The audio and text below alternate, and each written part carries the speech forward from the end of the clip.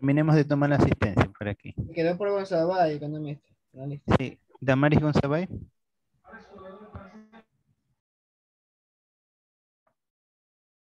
Ahí está, profe, ahí está Damaris.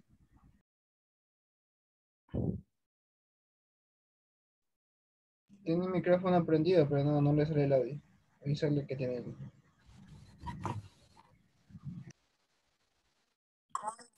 Génesis González.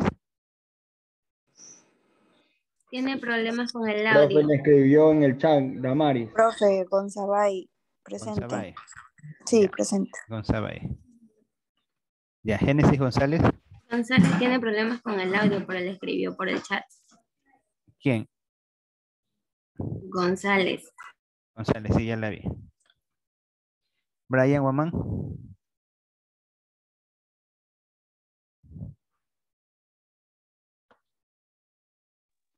María Heredia. Presente. Buenos días. Buenos días. Jaime, presente. Jaime, buenos días. Doris, Presente. buenos días. José. José Mero.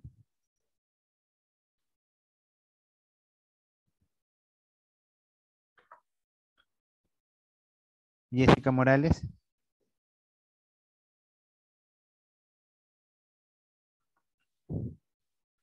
Priscila Muñoz.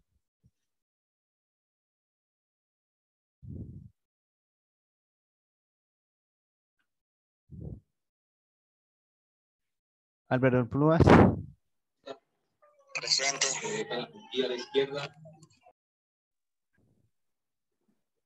Álvaro Plúas. Presente. Ahí es María Pincay. María Pincay. Pero él sabe estar con ese usuario, pero es Floas. Ponga bien el nombre. Corréjale el nombre. Gardenia Rodas. Presente. Brian Jr.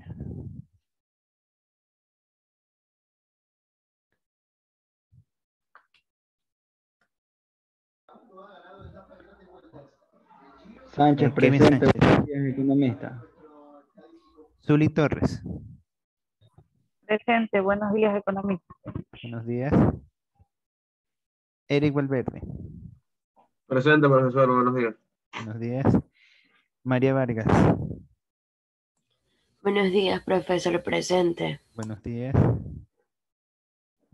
Y Abraham Viteri. Buenos días, presente. Ya. Entonces vamos a continuar ya con la clase del día de hoy. Hoy día vamos a continuar viendo, ya estamos en la unidad 3. La unidad 3 trata lo que es el modelo de Mundell-Fleming en una economía abierta. Que recordemos que el modelo de Mundell-Fleming no es nada más que una explicación del modelo keynesiano, ¿sí? Pero incorporando como variable lo que es la balanza de pagos relacionado a la libre movilidad de capitales.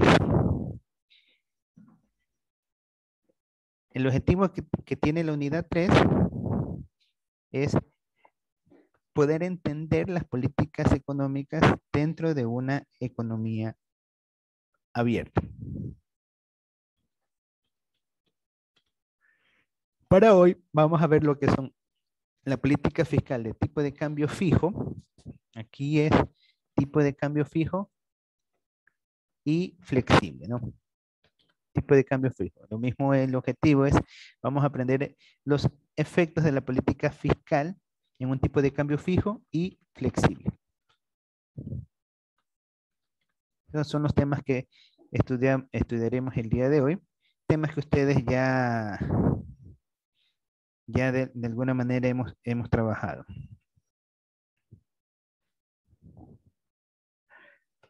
Bueno, vamos recordando, ya lo hemos visto, qué es lo que ocurre en una economía abierta.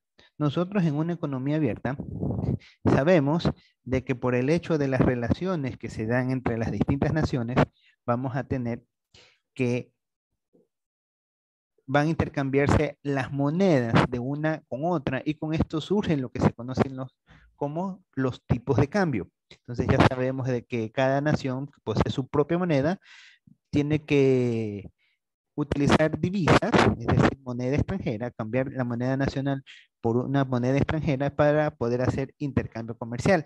Y de acuerdo a este intercambio que se da entre monedas es que se va a determinar o encontrar cuál es el valor nominal o el valor real que tiene una moneda. ¿Sí? Y para eso se ha tomado como tipo de cambio base al dólar. Habíamos también estudiado lo que era la balanza de pagos.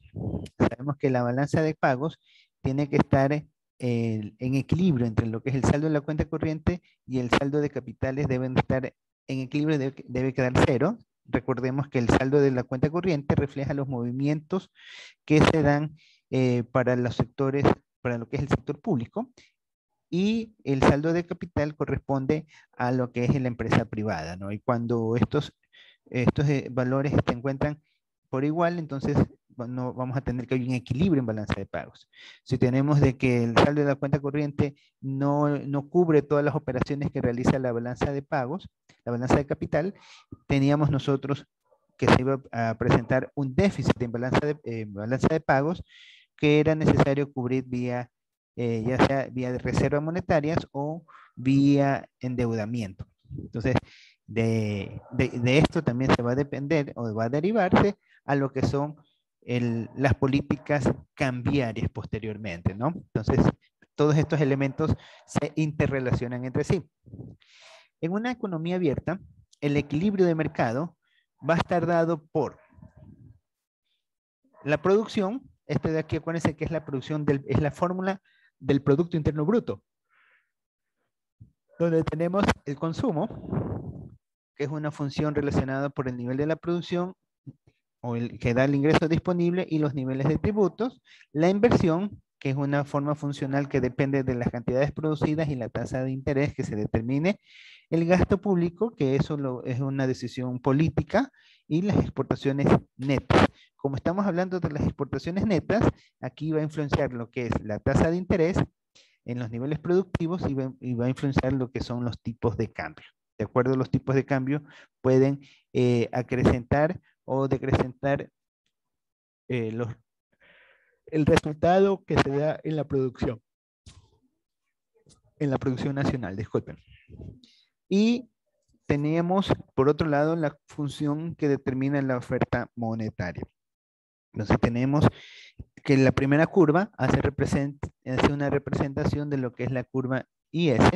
Voy a poner aquí por aquí creo que hay para anotar aquí. Sí está grabando, ¿no? Sí, sí está. Ya. Entonces, ¿dónde estaba? Para poner acá. Entonces, aquí teníamos voy a dibujar un plano cartesiano. ¿Ya? Y aquí teníamos, esta es la curva IS y esta es la curva LM, ¿no? Esta es la curva IS y la curva LM. Donde la curva IS, Wellington, ¿a quién representa la curva IS? ¿A cuál mercado?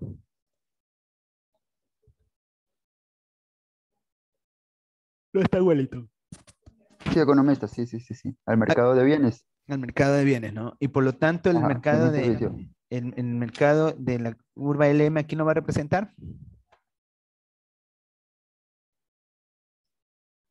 El mercado monetario. El mercado monetario, ¿no? ¿Y qué forma funcional tiene? ¿Creciente o decreciente el mercado de bienes? El de bienes, creciente. El de bienes tiene... Decreciente. ¿Creciente o decreciente? Decreciente. Decreciente, ya, correcto. Entonces, este de aquí es la curva, por lo tanto, IS. Y acá tenemos que es la curva LS. Esas definiciones ustedes las tienen que manejar con mucha destreza, ¿no? Porque eso es base. Eso es base del proceso de formación que estamos teniendo. ¿Ya? Entonces ahí tenemos esta condición de equilibrio en la que se parte, en lo que nosotros habíamos estudiado en una economía cerrada. Partíamos de este equilibrio. En economía abierta vamos a partir de este equilibrio también que se da entre la forma funcional del mercado de bienes y la forma funcional del mercado de dinero. Pero vamos a incorporar a la ecuación, en la parte del mercado de bienes, vamos a incorporar lo que son las ventas que se hacen en el exterior y las compras que se hacen del exterior. ¿Sí? Todo esto relacionado a los mercados de bienes, es decir, el saldo de las exportaciones netas. Entonces, esto obviamente va a influenciar positivamente para que la función de demanda crezca o se contraiga, de acuerdo a las iteraciones que se presenten, ¿no? Y eso está intrínsecamente relacionado a lo que pase con los tipos de cambio y lo que ocurra con la balanza de pagos.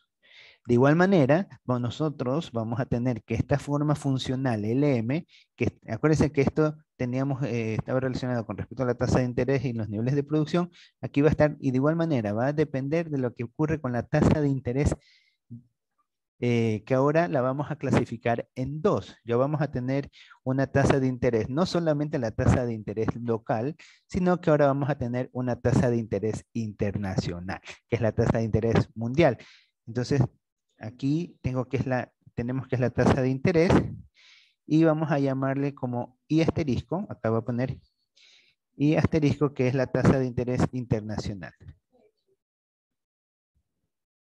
Economista, una pregunta. Siempre que uno lleve asterisco, siempre va a ser internacional, ¿verdad? Bueno, eso, si nos vamos a basar empíricamente así, lo podemos hacer aquí en las clases, no hay problema. Pero si tú lo vas a revisar en un libro, todo depende de la óptica del autor. Sí, Sí, todo porque en los depende. libros que he revisado he visto más o menos que usan el asterisco para referirse a lo internacional. Por Ajá. eso le preguntaba. Ajá. Sí, eso depende de muchos autores. Hay otros autores que los llaman solamente a la letra I y a la tasa de interés nacional solamente la mencionan. O sea, todo depende de la narración del autor. Aquí lo importante es comprender la teoría, ¿no? Qué es lo que dice el modelo? Porque lo que ustedes están aprendiendo son modelos económicos. Y todos estos modelos económicos siguen el comportamiento de una teoría, ¿sí? Son basados en el comportamiento de datos históricos. Cuando ustedes vayan a hacer sus trabajos de titulación, ya ustedes creo que están por el segundo año están, ¿no? O tercer año. Sí, segundo. ¿No? Ya, ustedes ya prácticamente están cursando casi la mitad de su carrera. Entonces, ya cuando estén ya en los niveles ya superiores, ya van a estar pensando en hacer el tema de tesis. Entonces, cuando vayan a hacer el tema de tesis, sea cual sea el tema de tesis que ustedes vayan a seleccionar o vayan a escoger, necesariamente tienen que aplicar las definiciones de lo que dice la teoría económica. Si ustedes escogen un modelo donde tienen que hacer un tipo de análisis coyuntural, un tipo de análisis histórico de lo que ocurre en el país, entonces ustedes para explicar determinado comportamiento tienen que saber lo que dice la teoría económica, saber de acuerdo a la teoría económica qué es lo que debería pasar o qué es lo que no podría pasar o qué circunstancias ustedes deberían esperar que ocurra, porque o sea, la teoría económica no se puede contradecir. O sea, ustedes no van a aplicar de repente aplican algún modelo y sacan conclusiones que no tienen nada que ver con lo que dice la teoría económica. Y si dijeran la teoría económica, y si fueran datos reales que no se relacionan a la teoría económica, habría que ver qué es lo que se está analizando. Porque yo les puedo asegurar de que ya tengo ya cerca de 9 años dirigiendo tesis y hasta ahora no he encontrado una sola tesis que en sus datos históricos se alejen de lo que dice la teoría económica. Por el contrario, casi todas las tesis que he trabajado se aproximan un 90% a lo que dice la teoría económica. Entonces, esto es muy importante que ustedes lo sepan, más que lo entiendan, que lo dominen. ¿Sí? ¿Qué ocurre qué ocurre con las exportaciones, qué ocurre con el tipo de cambio, saber diferenciar qué es un tipo de cambio nominal, qué es un tipo de cambio real, que sepan lo que es el valor de dinero en el tiempo, lo que es el PIB nominal, el PIB real, lo que es una tasa de interés, a qué ocurre si hay una devaluación monetaria, qué ocurre si hay una aplicación de impuestos. O sea, todas estas definiciones ustedes la tienen que saber manejar, que es el objeto de esta asignatura. Y es la base del economista. ¿Ya? Entonces continuamos. Tenía esto acá. Ahí. Listo, entonces continuamos. Les voy a dejar esta grafiquita que lo vamos a seguir usando. Me ayudan con la lectura. A ver, señorita Stephanie, ¿nos puedes ayudar con la lectura, por favor? Las economías están unidas internacionalmente por el comercio de bienes y mercado financiero. Listo, entonces, ¿y ahí en qué nos vamos a relacionar cuando nos referimos al mercado de bienes y al mercado financieros? Nos vamos a interrelacionar por lo que es la tasa de interés internacional, ¿sí? Ahí es donde nosotros vemos qué sucede si en el Ecuador la tasa de interés que paga es del 16%, y en el mundo la tasa de interés es del 18%. ¿Qué creen ustedes que van a ver con la movilidad de capitales? Y asumiendo de que los capitales se pueden mover libremente, ¿qué creen ustedes que pasaría? ¿Qué creen ustedes? Nadie. ¿Cómo fue la pregunta? ¿Qué creen ustedes que pasaría si en el Ecuador la tasa de interés que se paga es del 16% y en el resto del mundo la tasa de interés es del 18%? No atraería a los inversionistas, supongo. Pero sí podría atraer a los prestamistas, pero no a los inversionistas. A los prestamistas. Si tú tuvieras una inversión de 100 millones de dólares, por decir, 100 millones de dólares, ¿dónde tú preferirías tener tu inversión? ¿En el Ecuador, que paga el 16%, o te vas a ir al resto del mundo que te paga el 18%? Yo me iría al resto del mundo. Me pagan más. Te irías al resto del mundo, ¿no? Esto aquí no estamos considerando los factores de riesgo, no estamos considerando los costos de movimiento del capital, no. Estamos asumiendo... Este es un escenario donde hay una libre movilidad, Exacto. sin restricciones. Estamos manejando ese escenario, ¿no? Economista, Exactamente. pero no, o sea, según yo recuerdo, dijo que, o sea, nosotros, tratándose de Ecuador, sí nos van a poner un poco de restricción, ¿verdad? Claro, para el caso de Ecuador sí existen algunas restricciones. Bueno, eso está ligado a la política del gobierno de turno, ¿no? Ustedes recuerden que estamos iniciando recién, creo que tiene unos meses el gobierno actual, y el gobierno actual tiene un esquema ideológico totalmente diferente al que se ha venido manejando históricamente, ¿no? Entonces, eso obviamente hace que muchas condiciones relacionadas a lo que es movilidad de capital tienden a cambiarse. Una de las cosas que pueden ver de que ciertos niveles tributarios para lo que es la parte impositiva en lo que refiere a importaciones, algunos aranceles se han eliminado partidas y en otros se han reducido la tasa impositiva para traer ciertos productos del exterior. Entonces, eso prácticamente depende de cada condición política, ¿no? Sí. Por eso es que esos factores no los consideramos dentro del modelo como tal. No los consideramos. ¿Qué ocurre cuando hay una movilidad imperfecta de capitales? Todavía no estamos viendo ese escenario, porque primero tenemos que comprender en el escenario ideal qué es lo que pasaría.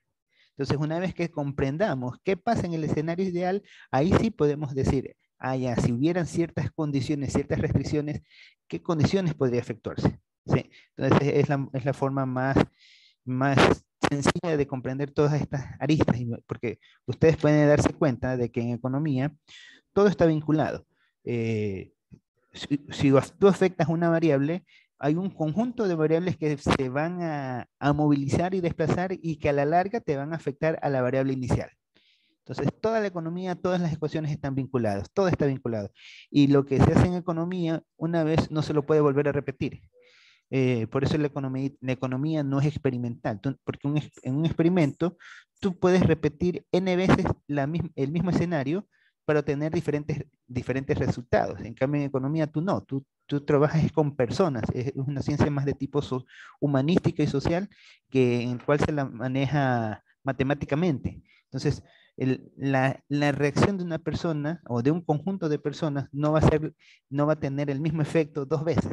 ¿Sí? Entonces, eso, ¿por qué? Porque ya está la experiencia de lo vivido, ya está el sentimiento, o sea, influyen muchas expresiones que hacen que no se pueda repetir dos veces un mismo escenario. Entonces, por eso es que los economistas, nosotros nos basamos en modelos y hacemos las explicaciones de tendencias de comportamientos basadas en modelos. Explicamos o tratamos de explicar qué es lo que ocurre en un escenario, o qué podría ocurrir en un escenario basados en modelos. Y estos modelos obviamente tienen un nivel de aproximación, tienen un nivel de confianza, un nivel de exactitud, tienen un nivel de fracaso. Entonces, todo eso se lo explica, ¿no? Y se utilizan herramientas estadísticas, herramientas matemáticas muy específicas, propias de la economía, para explicar qué es lo que está pasando y por qué el escenario de cada situación, ¿no? Entonces, eso es lo que, y para ustedes poder entender toda esta dinámica, obviamente, la base fundamental es la teoría económica, que es lo que estamos aprendiendo en este momento, la teoría económica. ¿Qué ocurren con cada una de las variables? ¿Cómo juegan? ¿Cómo se interrelacionan? ¿Cómo que si el gobierno decide liberar los impuestos, cero impuestos, eso que será beneficioso para el país, será perjudicial? Muchos dicen, no es bueno que bajen los impuestos porque va a generar, podemos comprar más baratas las cosas. Sí, puede, por ese lado, ese punto de vista es correcto, pero también tienes que ver qué ocurre con la producción nacional. Se beneficia, se perjudica. Entonces, ¿qué tienes que ver qué va a ocurrir con la inversión local? Se queda en el país, se va al exterior. ¿Qué ocurrirá? Entonces, ¿qué va a ocurrir con los niveles de desempleo? ¿Aumentarán, disminuirán? ¿Qué van a ocurrir con los niveles de ahorro? ¿Qué va a pasar con la tasa de interés? Entonces, todos estos escenarios se los debe analizar de manera conjunta, porque una política determinada en un proceso, de repente en un periodo se te vuelve favorable y al siguiente periodo se te vuelve desfavorable, o muchas veces una política económica que se realice, los efectos positivos no se ven en el mediano plazo, sino que se ven en el largo plazo. Todo depende de los ciclos y condiciones que se manejen, ¿no? Pero eso es en materia un poquito más avanzada. Sigamos con la parte de acá. Entonces, la señorita Arteaga me estaba ayudando con la lectura. Ayúdame con la segunda, por favor, Stephanie. La inversión no es constante y depende del nivel de ventas y el tipo de interés. Ya, correcto. Es lo que habíamos mencionado, ¿no? Que la inversión, eso va a estar en función de lo que pase con la tasa de interés. No es lo mismo que la tasa de interés que se da en el Ecuador que lo que pasa con el resto del mundo, ¿no? Entonces, aquí voy a agregarle al dibujito, donde está acá. Imaginemos que este es el caso Ecuador. ¿Ya? Ecuador con mayúscula. Ya tenemos, este es el caso Ecuador, donde en el Ecuador hay una tasa de interés nacional y hay una tasa de interés internacional. Si nosotros tenemos que existe una balanza de pagos y está en equilibrio, ¿dónde está? A ver acá está anotada. Entonces, si nosotros tenemos el escenario donde no existen restricciones de la movilidad de capital, vamos a tener una línea horizontal, ¿sí? Algo ahí.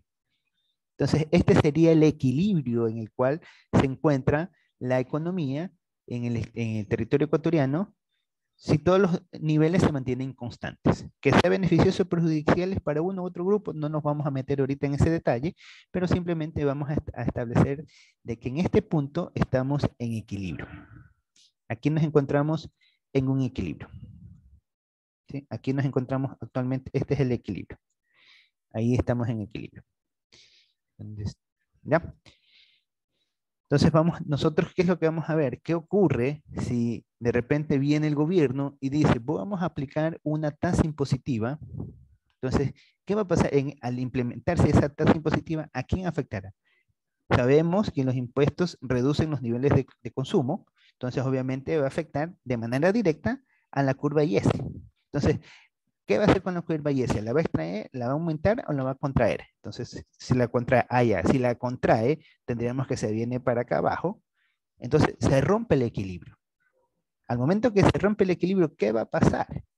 Ya, se rompe el equilibrio. Voy a hacer el dibujo hipotético. Me voy a adelantar un poquito a lo que tenemos que ver en las clases. Voy a hacer el dibujo hipotético de que lo voy a poner de otro color. ¿Ya? De que la tasa se dispara hacia acá abajo. Entonces, ¿cuál debería ser el nuevo punto de equilibrio? ¿Qué va a ocurrir aquí? Entonces, miren lo que pasaría. Se viene hacia acá abajo los impuestos. Se vienen hacia acá abajo. Entonces, ¿qué es la oferta monetaria? Resulta que va a haber más recursos, vamos a tener un superávit. Entonces, todo esto va a apuntar a que las presiones de mercado se vengan para acá, la demanda monetaria se va a contraer, se va a venir para acá, y originalmente se incorporará, regresará y tarde o temprano regresará a su equilibrio. Pero eso lo vamos a ir viendo más adelante, ¿ya? Economista, una pregunta. Dime. Es decir, que mediante vaya cambiando, o sea, tiene que buscar el equilibrio de todas maneras. Por supuesto.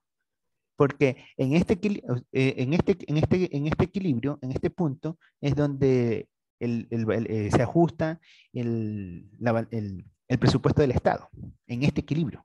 El presupuesto general del Estado se ajusta en este equilibrio. Cuando ustedes escuchan que hay un déficit, sencillamente es porque no hay suficientes recursos para cubrir las actividades comerciales que realiza el Ecuador. Entonces tenemos de que hay un desajuste en esta función.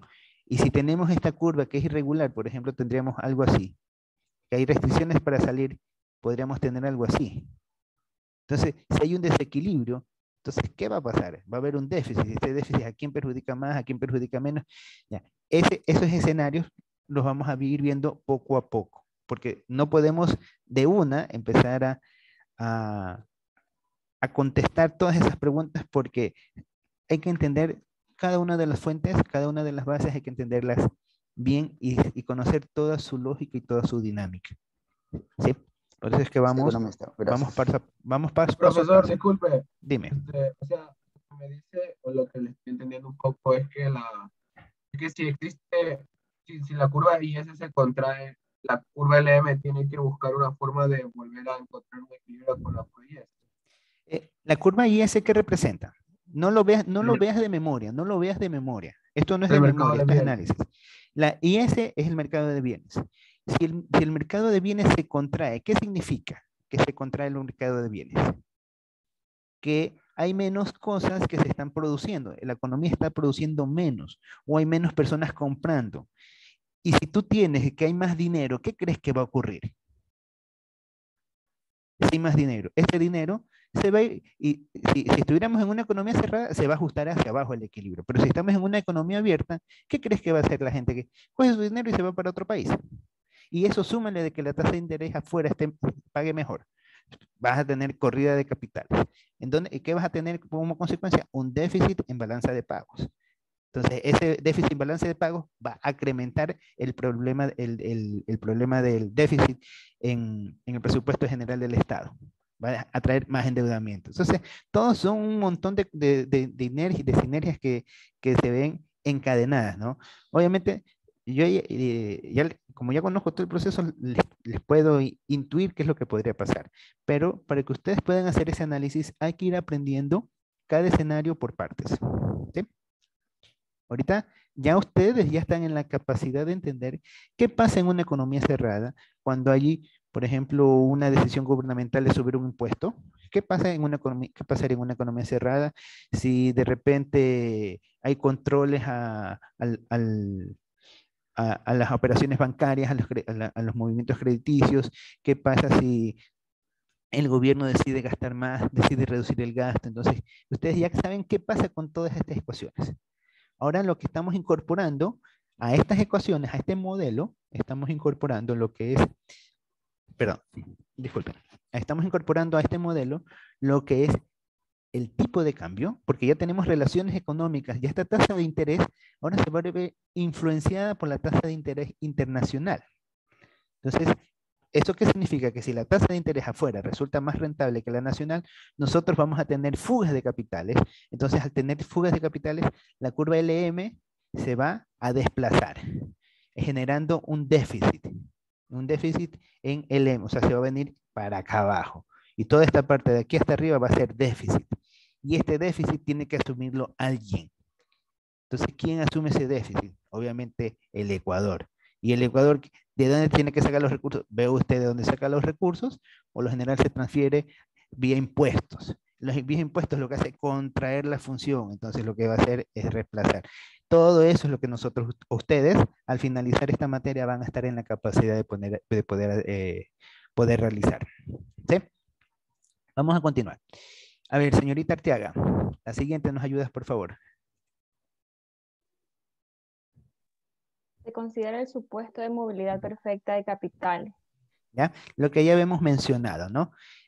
Movilidad perfecta de capitales. Estamos bajo el supuesto de que no es costoso transportar el dinero de una nación a otra, ¿no? Recuerden que al fin y al cabo, cuando nos referimos a capitales, nos referimos a la parte financiera. Ustedes, por ejemplo, pueden decidir irse a un país a invertir. En ese país van, compran terrenos, compran maquinarias, compran vehículos, compran casas, lo que necesitan para poder producir. Y eso, al fin y al cabo, lo representan en un estado financiero. En el estado financiero se representa el balance, tienen el estado de resultados, el estado de situación inicial, el estado de situación final, el estado de patrimonio, todos esos temas que nosotros ya aprendimos en la parte de contabilidad. Y si quieren deshacerte de esto, ¿qué haces? Vende, vende, vende, vende y lo transformas en dinero y ese dinero se va del país. Entonces, así es como se ve el efecto de la movilidad de capitales. Entonces, imagínense que viene un inversionista con 200 millones de dólares, compra, ¿qué va a hacer con esa cantidad de dinero? Compra terrenos, compra tierras, propiedades, compra casas, construye edificios, construye, qué sé yo, plantas de procesamiento, plantas transformadoras, en fin, contrata gente, todo eso. Pero si decide irse, ¿qué es lo que hace? Vende todo. A la gente que tiene muchas gracias, la liquida y coge su dinerito y se va. ¿Sí? A esto se refiere movilidad perfecta de capitales. No existe restricción, ¿no? Obviamente aquí no estamos hilando fino, viendo de lo que son las economías de escala, los monopolios, ese tipo de cosas que ustedes aprenden en micro, ¿no? Eso es parte de la teoría microeconómica que también constituye parte de lo que se conoce como la teoría económica. ¿Ya? Seguimos.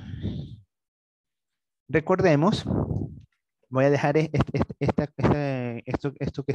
dibujitos que hice, los voy a dejar en la pantalla. Recordemos qué es lo que habíamos estudiado en la política fiscal en una economía cerrada. Vamos a ver aquí cómo ustedes están de concepto. Vamos a ver, vamos a hacer preguntas. A ver, Stephanie, dime un número cualquiera, el número que más te guste, dime. 20. El 20, a ver. 2, 3, 4,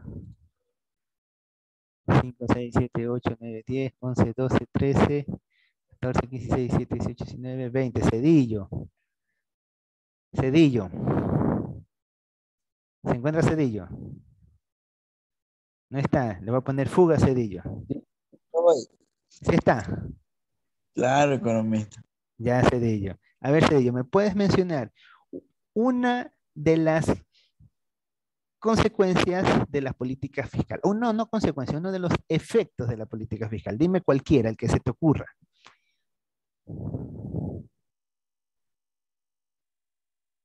Un efecto de una política fiscal. ¿Perdón? Un efecto de la política fiscal. De una política fiscal. Tú me tienes que decir, dame un ejemplo de una política fiscal con su efecto. Eso ya lo vimos en el primer parcial.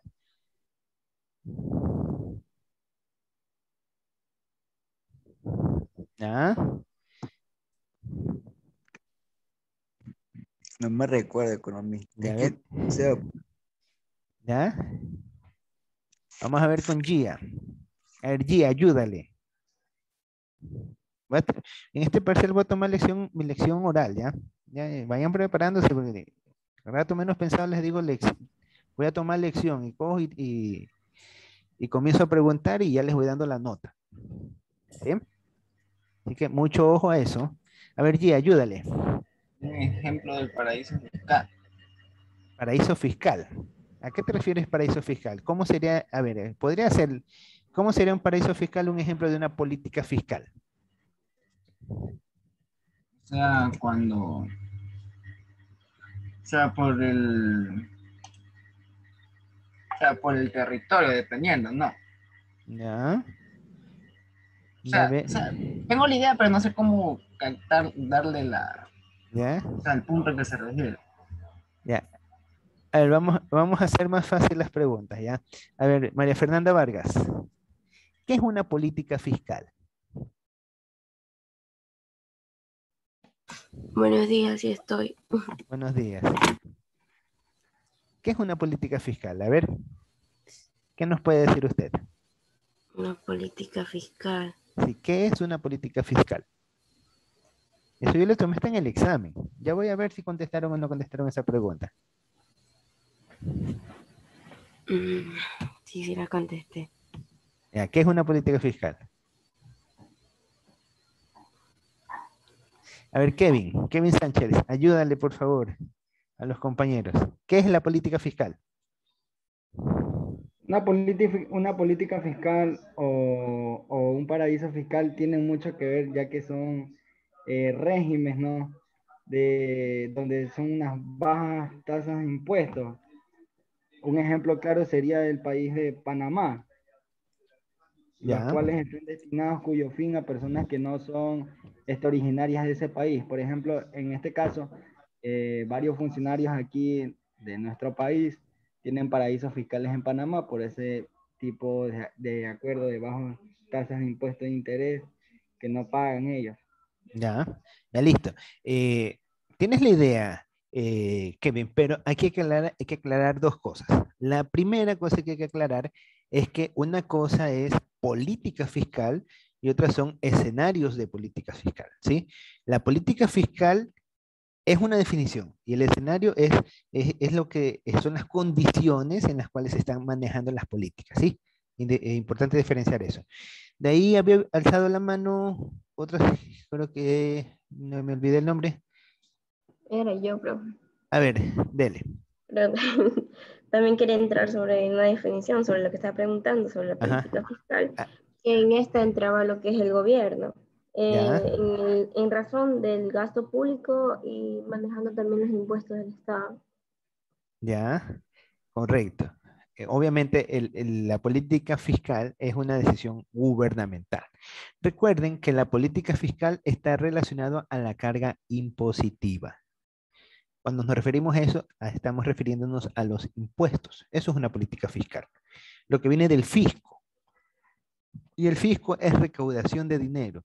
¿Cómo obtiene el dinero? Entonces, ¿qué política fiscal utiliza una nación para conseguir más recursos? ¿Sí?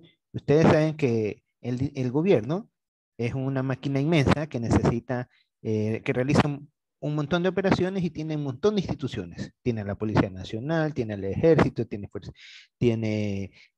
un montón de situaciones, ¿no? Y para todo eso necesita operar, pues necesita dinero. Entonces, ese dinero lo consigue de sus ciudadanos vía impuestos. Entonces viene la política fiscal.